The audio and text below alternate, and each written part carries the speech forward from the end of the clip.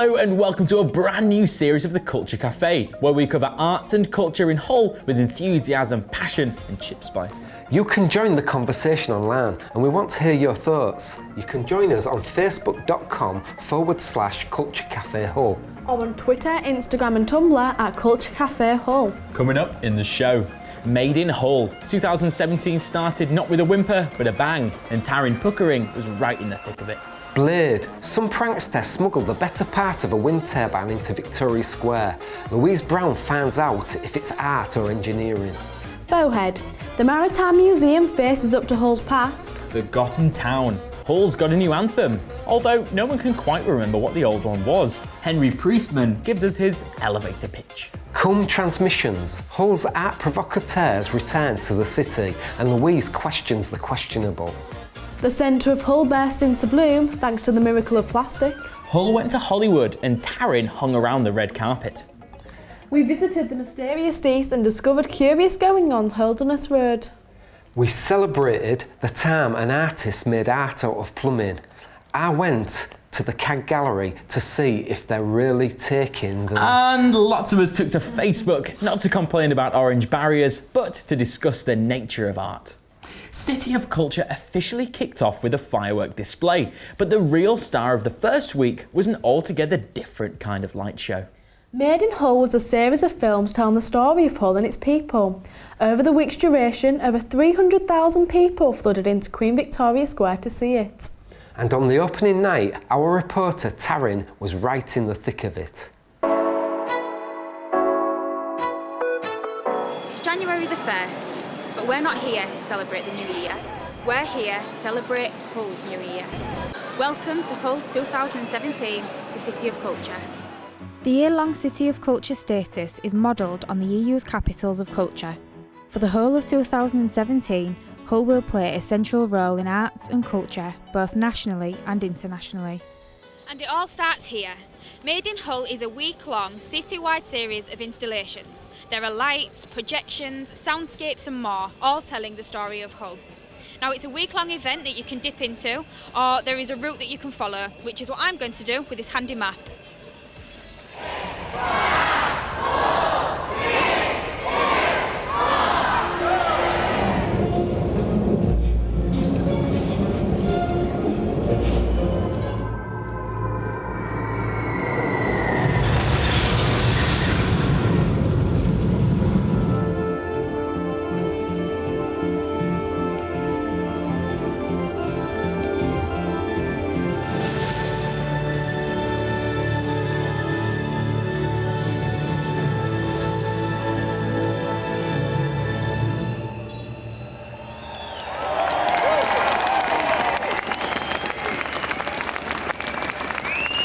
Familiar with Hull and its history, there's a fully guided tour with Paul Schofield, local tour guide and Hull expert. Do you think Made in Hull tells the story? Oh, it's brilliant. This looks really more the sort of 75 years of the recent past. Really brings to life the Blitz, because Hull was after London, the most bombed city anywhere in the country. I thought it was very poignant to see the Blitz represented there. But then it goes through the rebuilding in the 60s, all the great music that came out of Hull in the 80s, like House Martins, and then up to the announcement with the fact that we are the City of Culture.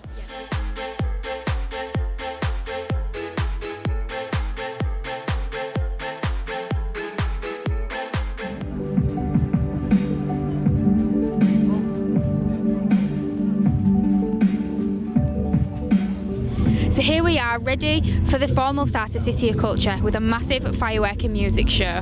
This is the way 2017 starts, not with a whimper, but with a bang.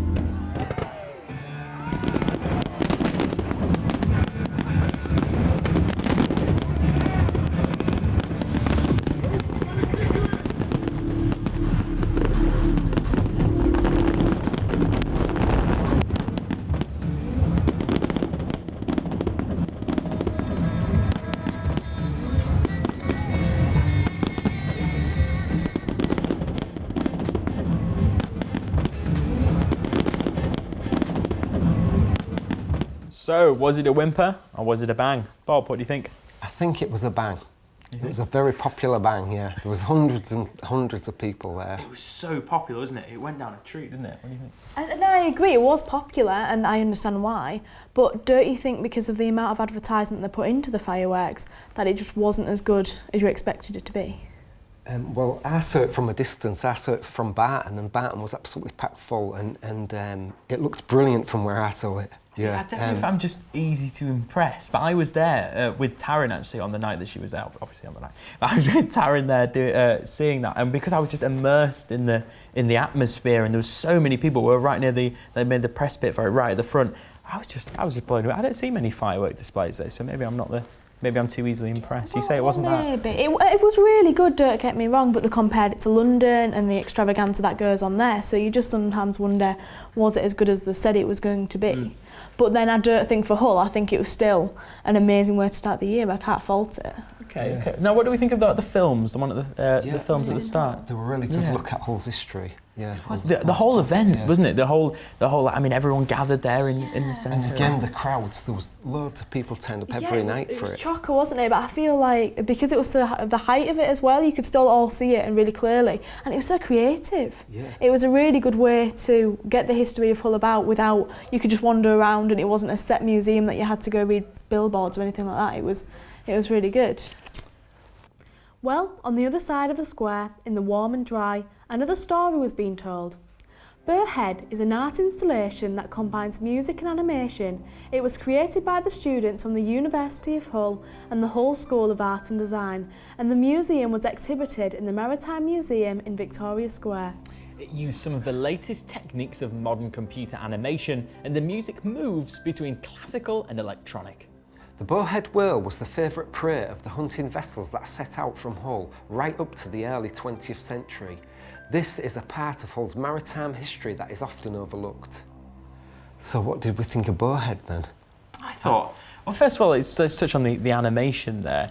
For the students making those animations, it's incredible, isn't it? I mean, again, maybe I'm easy to impress because I can't do that. No, I agree. Yeah, it's the students, like the capacity they went through to put all that together and considering it as like a first major thing for them as well. I think that was really creative and a really interesting. It was a great opportunity to get your work shown in the Maritime Museum on such a large scale.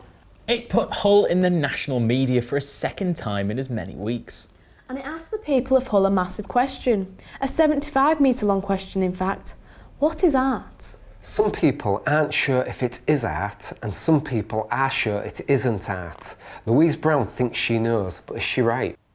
In the second week of our City of Culture, this wind turbine blade was placed here in Victoria Square.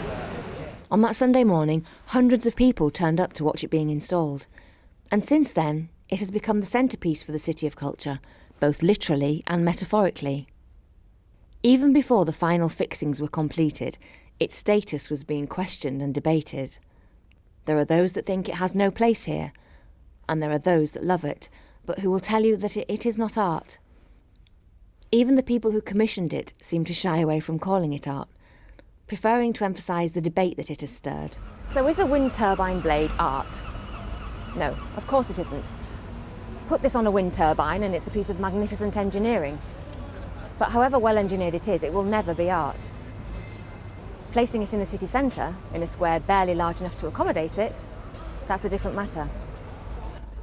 100 years ago, the French artist Marcel Duchamp signed a urinal, entitled it Fountain, and called it art. The artwork was never the toilet. The art was taking a ready-made object and placing it inside a museum. The debate, disgust and ridicule it generated was essential to the art. Since then, the use of ready-made articles in art has become old hat, a bit of an art student cliché. Nowadays, to make something new and significant using ready-mades, an artist really needs to push the boundaries. Blade does that simply in terms of scale. It dominates the square. It is literally almost too big to fit. Massive though this thing is, it's conceptual art. Art where ideas are more important than objects. The response of the audience is vital to any piece of art, but with conceptual art, how an audience responds is the art. What has happened around Blade is unprecedented in the city, and perhaps from any 21st century arts audience. The number of visitors, their engagement and fascination. the instant tradition of caressing the blade, of lifting up children to touch it, the widespread and at times passionate discussion it has generated. If enough people believe that it is art, then what is it? And if you still question whether this is art, well then you're in a catch-22. Because if it makes you wonder, is it art? Then it's art. Blade is impossible not to notice, but what's it trying to say? Any takers? I think it's the ultimate found object. The bit we've just seen referenced Duchamp's urinal, an object that he decided was art. And this is a piece of amazing engineering that has also been brought into the city centre as art by an artist. It's funny to say that you called it engineering, so it isn't were it just stick as engineering, because to me it just looked like a big blade in the middle of the square. I didn't think of it as art or any creation, I just saw it as a piece of engineering. There's a lot of crossover between sculpture and art and craft, and I think when it's engineering like this that the public can't normally access, it's not like a craft is a pot you can pick up, but a blade on a turbine in the middle of the North Sea you're not normally going to see in the middle of a city centre, and that context makes it art, I think. Can I jump in as the bad guy here? And it's kind of ironic since the amount of work that went into it. I think it's a little bit lazy almost, in the sense that they've kind of just like looked around and found like a massive object, which doesn't be like, it is a bit weird. It is a bit weird. The way they placed it was just sort of, it was there. And it's like it's almost like if you do question it, it's like question like, why is it there? It's like you're against, that's, you're not very artistic. I think a lot of sculpture is a very unusual object in a place where you don't expect to find it. Or a certain way something's made is alien to the rest of the surroundings. Absolutely. And I think the blade works like that. Well, don't forget you can find us and join in the conversation at... You can join us on facebook.com/Culture Cafe Hull, or on Twitter, Tumblr and Instagram at Culture Cafe Hull. Still to come, Hull in Bloom and plumbing in art. Hull has a new pop-up gallery, where else but in the new cool quarter around the old fruit market. It's uncompromisingly modernist. Louise Brown explains what that means, beyond having an open mind and a strong stomach. Hull has a new pop-up gallery, where else but in a new cool quarter around the old fruit market. It's uncompromisingly modernist. Louise Brown explains what that means, beyond having an open mind and a strong stomach.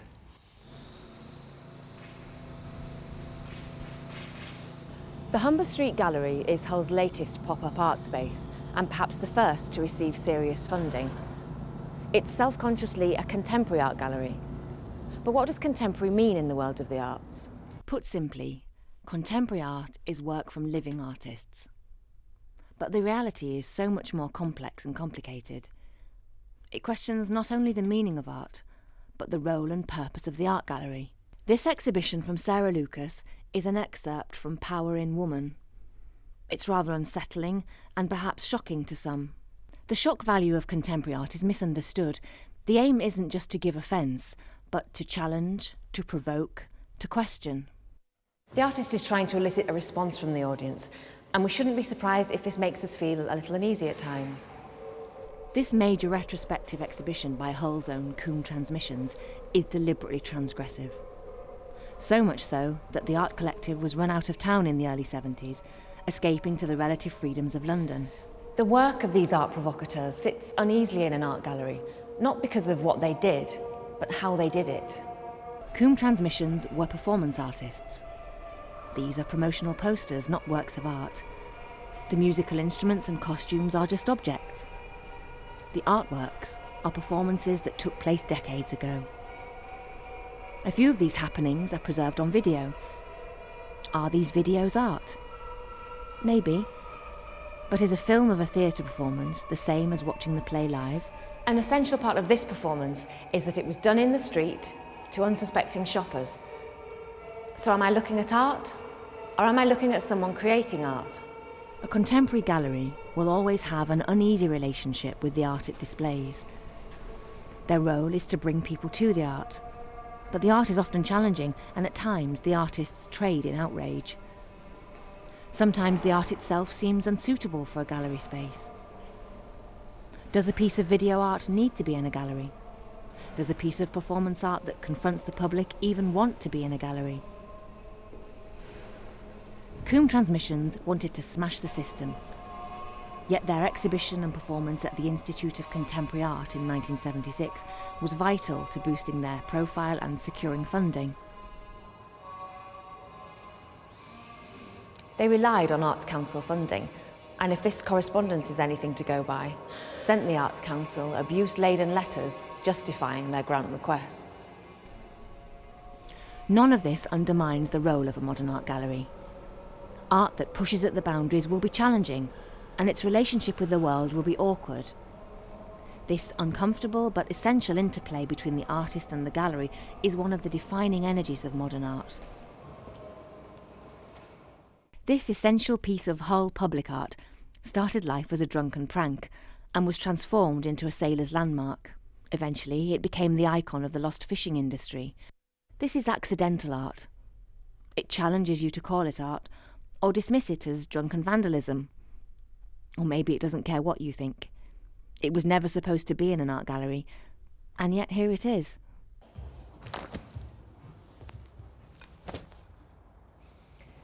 This is space for today's art. Art that doesn't always fit into the standard gallery.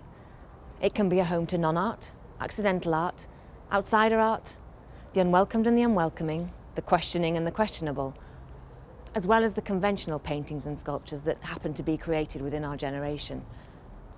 A contemporary art space is not just for the weird, but the wonderful too. Art show or freak show? Well, I enjoyed it, don't get me wrong, it was good, it was different. It was just a bit unexpected to see in an art gallery. It was weird. It was really weird. Can I explain why it was weird? Yeah. Because I get that it's performy and all that sort of stuff, but the bit where Louise said that they did that on unsuspecting shoppers and stuff, and I don't care if it's art or not, flapping your load everywhere in front of all and unsuspecting shoppers and stuff. That's not cool. It's definitely a shop. It's always difficult when the performance is the art and you're showing like a recording of it as something that's ephemeral, that's gone by, Yeah. And I think things are, nowadays it's very easy for everyone to have their own individual viewpoint because they film things on the phone, But when these things have happened to a set crowd that just happened to be there because they're in the clique or, they knew about it or they happened to be there, it's, it's just... Yeah. April sweet showers revealed a far more thoughtful harvest this spring. The organisation 1418 Now commissions artworks that travel the country, keeping the memory of the Great War alive. Here in Hull, ceramic poppies appeared to cascade out of a window at the Maritime Museum. The installation soon became a place to contemplate more than just art. Meanwhile, at the other end of King Edward Street, hundreds of Lego daffodils sprouted up overnight, creating a contrast in both colour and mood. The daffodils were sold to raise money for the Lord Mayor's charity, and hundreds queued up to do their bit and to own a genuine part of our City of Culture. Don't forget you can join us on social media at facebook.com Culture Cafe Hull or Twitter, Tumblr or Instagram at Culture Cafe Hull. Well, we've already seen our fair share of weird and wonderful art this year. Lots of us found the wonderful weird and the weird wonderful, but every now and again you might have asked yourself the question, why are they taking the piss? Well, in this case, they actually were. 100 years ago, Marcel Duchamp did something that would seem outrageous even today if it hadn't already been done. In an audacious move that was part prank and part artistic statement, he submitted a urinal into an art exhibition. The response was exactly what you would expect, and even today, whether you are disgusted or delighted by the work, defines your artistic taste. Picasso stepped in 25 years later with Bull's Head, which is considered by many to be the finest example of a ready-made.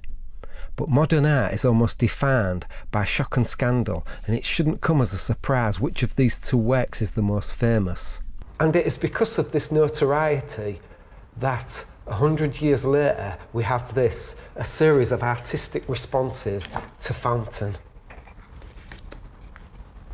100 years ago, modernism shook up the art world, as the world itself was shaken by a war that questioned the validity of Western civilization.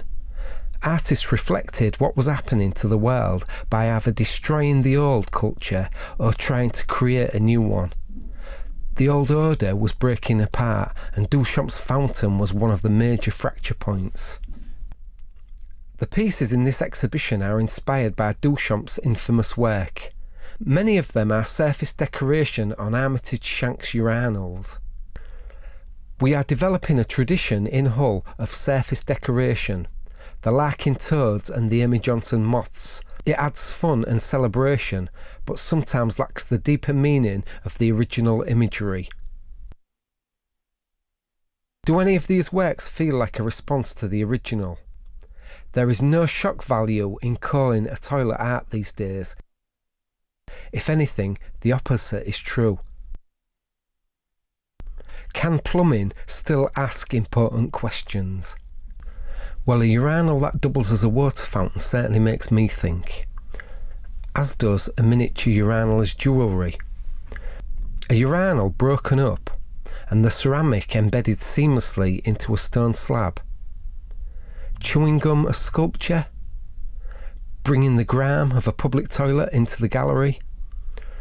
These days, modern art rarely has the power to shock, but it can still surprise. Fountain was an idea rather than a physical artwork. The original was lost almost as soon as it was created. If these pieces work at all, it's because they maintain a sense of outrage and transformation. But the power to shock isn't always enough. They also need to have the power to delight. So, that was our Bob there, checking your pipes. Bob, what was all that about? Well, Marcel Duchamp took an object and decided it was art. And that is the artist making that decision rather than the curator of the gallery. And I think this show was about a compliment to that and extending this object and making it more art. You know, extending what it is as art. It's definitely extended past the viewpoint of art, I think. Yeah, I mean, making it into a ring and things, I mean... Yeah, it's beyond being different. A found object, yeah. It was like almost like a bit of a standard from an artist's point of view to make like plumbing art. I think it was a bit of a... It wasn't at the time when it came out. It was really outrageous and completely new, you know, and that was the context that is hard to get a grip of nowadays. I think that's what a lot of things suffer from. That a lot of the things in this show, though, we're using that idea and trying to develop it, and some of the pieces worked better than others, you know. Yeah. The sense of outrage from like a ring that you would wear on your body, but you wouldn't normally go anywhere near a urinal physically. The design, so you do it. It's just such a large contrast between the messages. Yeah. So very briefly, can we just really talk about the daffodils and the Lego things? The Lego daffodils and that's the one, yeah, them ones. Yeah. I thought they were great. I really did. I thought they were just fun and easygoing, and it was just something to go look at. I mean, I was on the way to McDonald's when I saw them. I'm not going to lie. And there was a queue out the door when they were giving them away, and they were like far down the street, and I couldn't believe how many people just came for a piece of Lego. But they were just so creative and different. It was so unique, wasn't it? So, still coming up on the show, Hull finds something to sing about, and we take a personal journey. Don't forget to check us out on social media at facebook.com/Culture Cafe Hull, or Twitter, Instagram and Tumblr at Culture Cafe Hull.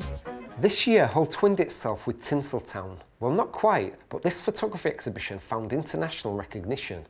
Taryn was there on the red carpet at Hull's International Photography Gallery, hoping to get a glimpse of the stars.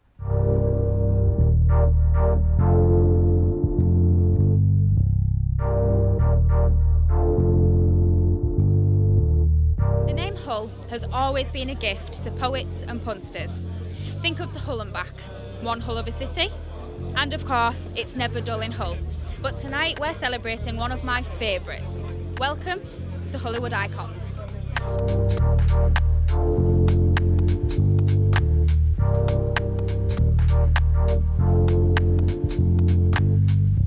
I'm having a really lovely time. I'm thinking about another cup of tea. Yeah, I bet you are, yeah. But you've been very busy. Yeah, been mega busy last couple of days, working with the HIP Gallery and the Creative and Cultural Company and their volunteers, putting this all together, and it's been extraordinary. So GF Smith really gone the extra mile on the print, and so that's been great, but it's also meant we've had to work really hard to hang it all. So the beauty of it is it says it's such a positive thing about the people of Hull, and it's such a positive message about Hull as a city and as a beautiful place to live. Yeah. It's all about dreams, isn't it? And it makes the dream a reality.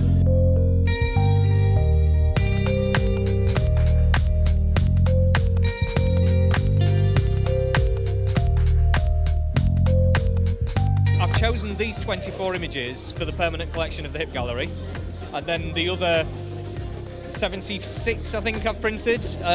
Those we'll just use in our other spaces, and they may go out as a touring exhibition after that. But I really wanted to have some of these images of people from Hull in Hull International Photography Gallery's own collection. That's a real win for me, I think. And the volunteers, everyone in Craigman Cultural Company, got into it as well. They thought it was fun, they could see the value of it, and they just said, look, let's make this a really big thing.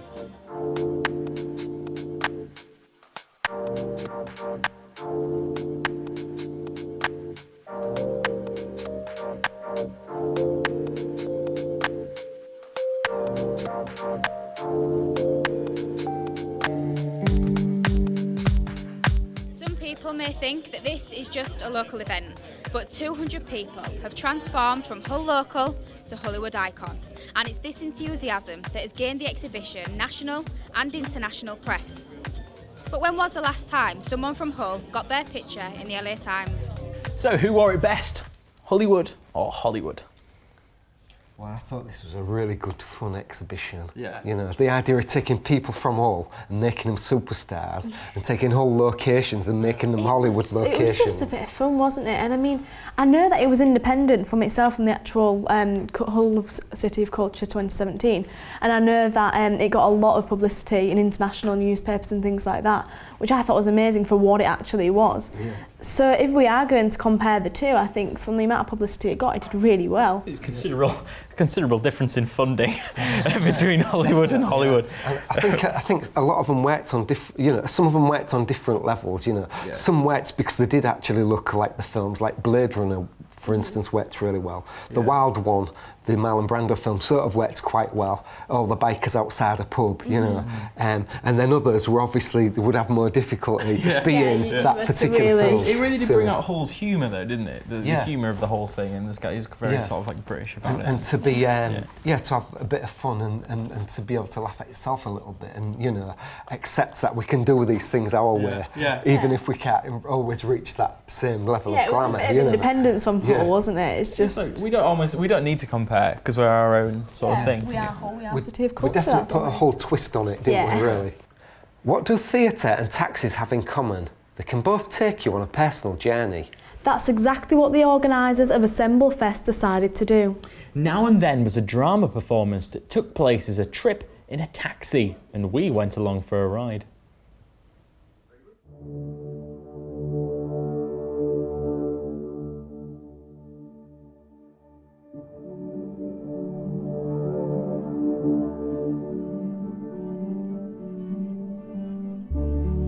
There's this boy, and he's walking through a city that he can't remember, through a city that he can't place.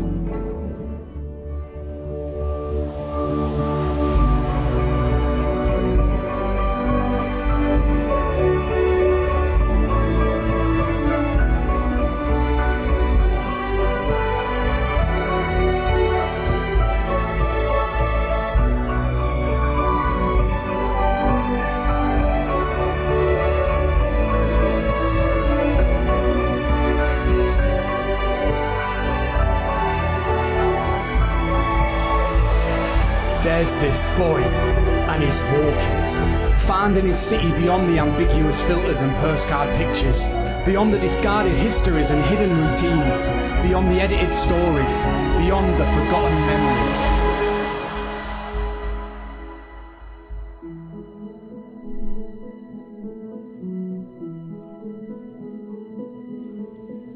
So he took you for a ride, but did he take you on a journey? I really enjoyed this one. I did as and well, it wasn't just because I got to spend the morning with you, Bob. It was That's a miracle. It was a true experience. Basically, me and Bob here jumped in the back of a taxi and were basically had this fantastic actor, fantastic performer, which, you know, whatever kind of word, perform this show for us, wasn't it? It was excellent, yeah. So was it like a personal monologue from his personal point of view? Yeah, it was all about memories to do with Hull and a little narrative of his own from his own personal memories and experiences of growing up in the city. And it was a meandering journey in a taxi that you wouldn't... It was almost like you were in a theatre that moved, a theatre with windows in it, so you could see other references to the show that you were watching. That's quite interesting. It was like it was just so intimate. And just it was just so unique. It was very close to it. It was really close. It was literally there. Yeah, so that view was there. And and he was basically he was doing it with his dad. He was a real taxi driver, and his dad wasn't really a performer, but he did a nice little bit, didn't he? And he just took you around Hull, and it was meant to be just that kind of unique and nostalgic. To people. He had a very thin line that created the fourth wall, the edge of the stage across the taxi. Yes. That worked well. So. Still to come, we remember a forgotten town. Don't forget you can join us on social media at facebook.com/Culture Cafe Hull or Twitter, Tumblr or Instagram at Culture Cafe Hull. It's fair to say that Hull's artistic and creative heart is in the centre and the west of the city. East Hull is considered by many to be culturally deprived, despite having such a rich past, not only culturally but economically. Well, thanks to the mysterious Green Ginger Fellowship, East Park played host in the most intriguing of happenings so far. Even now, we aren't sure what Seven Alleys was. Performance, circus, poetry and fireworks combined to make an intense experience. She's good, isn't she? Yes, she's brilliant. Well, welcome to Hull. I'm from Hull, and it's lovely to see you in our city. Oh, so thank you very much. Thank you. All right, take care. Thank you. All right, have a good night. You too. Thank you. Thank you. Thank you. I'll come for my chocolate. Yes, you will. So we've just been on BBC Worldwide. These guys are going to be featuring on the TV, so we'll tune in. Yeah, for a spin.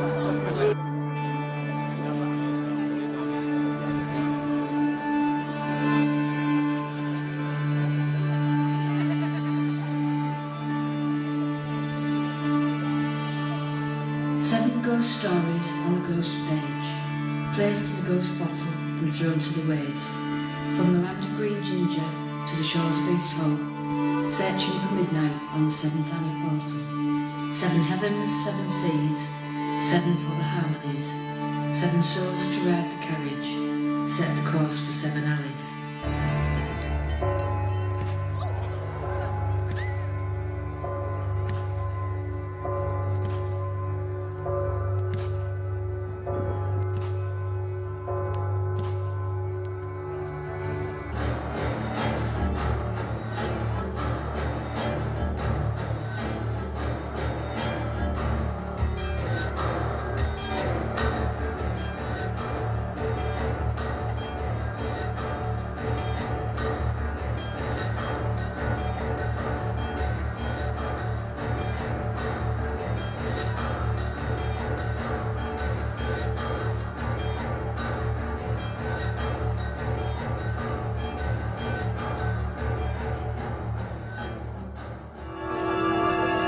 Alley 1, Alley 2, Alley 3, Alley 4.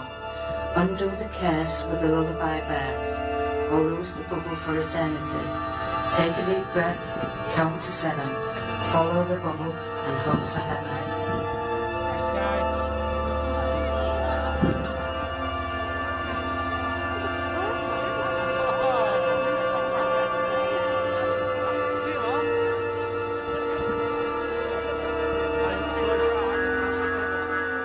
The detonating dream of Preston Road, lifted on high as the skyline explodes. Our ancestors rise with the dust migration, drifting east with each ghost detonation. Ashen wields a book of life, every book page made of ice. When Ashen flies, the heavens open. From the skies, her pages floating. Each snowdrop one word of a story. Ashen claws to catch them falling. Pages and words fly from her hands. Prophecies and legends from distant lands. Reach to the sky to capture them all. Catch each fragment heaven sent. Grasp all words before they fall. Before they melt. Before the story ends. Could this be the start of the Hull East Renaissance? What do you think to it?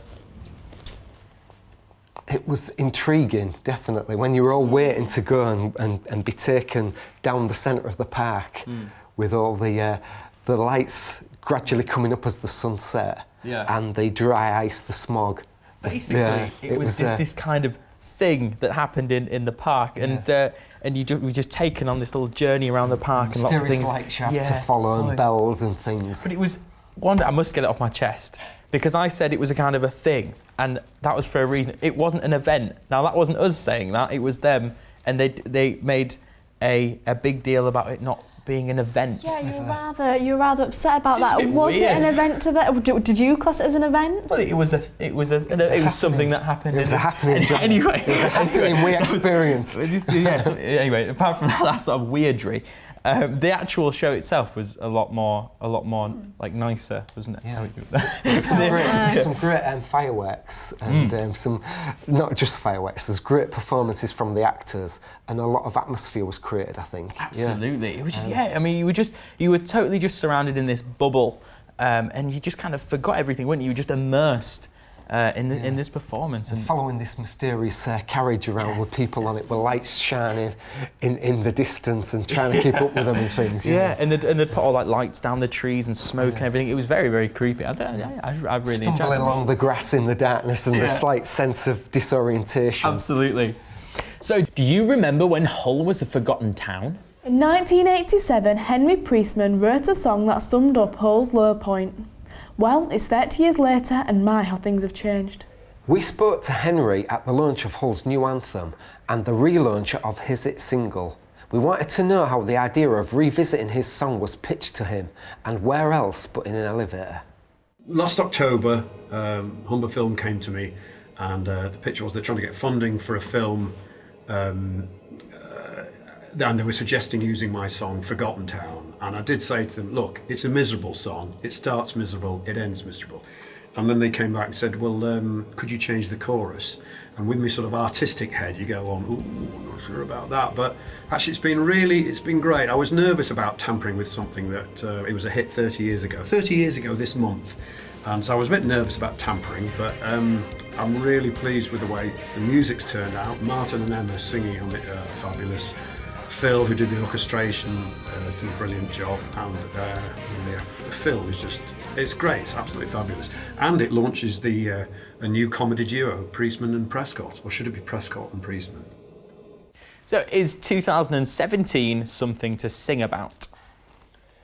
Yeah, I'm really enjoying it. It's been very interesting. Yeah, great for artists, obviously. It's great to see all this culture coming to us. Yeah, I think I'm starting to appreciate art as on a wider whole now than I was before, because I never think of a blade in the middle of Victoria's Queen Square as art, but then I suppose... You really do seem turned around. I wasn't too impressed, but then the poppies really brought it back for me. Anything pretty, bit of colour, not to be too girly. And the daffodils, they were really good. But no, I definitely think 2017 started the way it meant to go on, and I hope the rest of the year is just as successful. Do you think that's had an effect on quite a lot of the public in Hull? Do you think that kind of people who never really would kind of consider themselves like fans of culture, fans of art necessarily? Do you think they're now sort of? I think it's always seemed like most of the country is into art now, ever since Sensation and the Saatchi brothers, and it was really cool. But certain cities don't seem to have picked up on that as much, and it's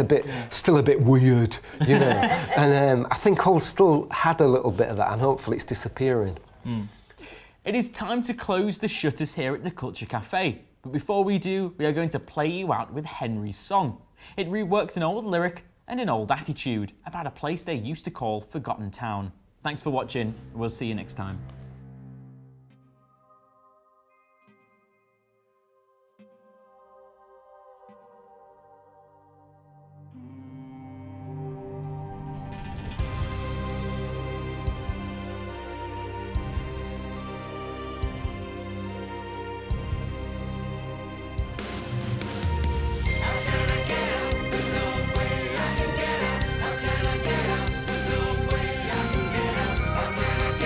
There's no